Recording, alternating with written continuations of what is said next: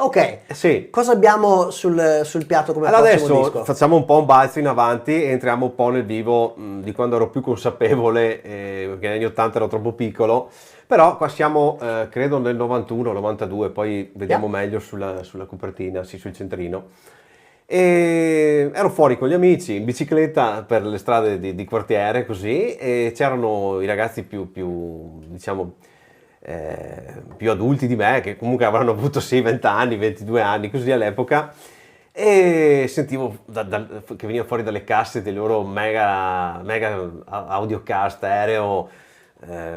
All'epoca c'era anche un po' una gara chi ce l'aveva più I grosso, car no? stereo, like, Sì. come dei sound system nelle macchine. Sì, sì, all'epoca c'era anche proprio una ricerca di avere il sound system più potente. Sì.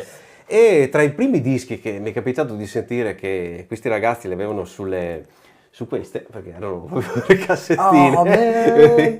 avevano su queste, fatalità ho una cassetta, così, da niente. Praticamente c'era questo disco che è considerato uno delle hit che hanno contribuito a lanciare quella che parlavamo prima, la scena techno, e questa è quella che tanti definiscono la prima techno, no? Quindi tutto il mondo belga, eccetera.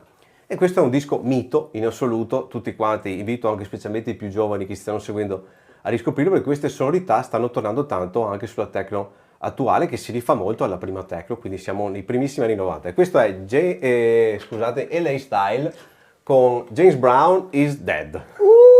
I know this record. It's Vai, a vai. bomb.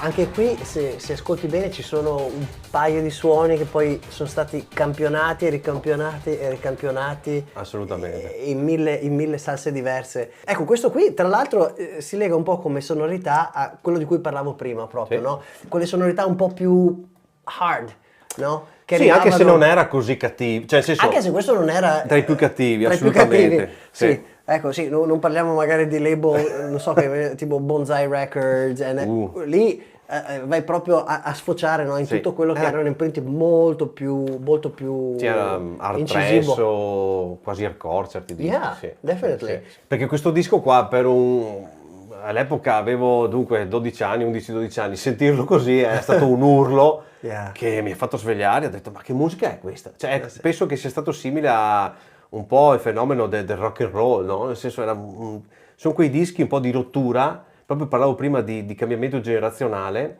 che era veramente un modo per i giovani di evadere, E al tempo come definivi quel disco che abbiamo appena sentito? Ma non gli davo un genere perché non ero in grado di cogliere ancora, ovviamente la testa di allora non è la stessa di adesso, però l'impatto che ho avuto è stato veramente lo stesso impatto che hanno avuto migliaia di ragazzi, milioni di ragazzi all'epoca, perché era veramente una musica di rottura nuova, mai sentita. Sì. È un po' quello che manca ai giorni nostri, secondo me, no? Cioè, nel senso, si è sentito di tutto di più e si fa fatica a trovare qualcosa che veramente ti colga così sorpreso come avveniva all'epoca, perché all'epoca non c'era stato niente di simile prima.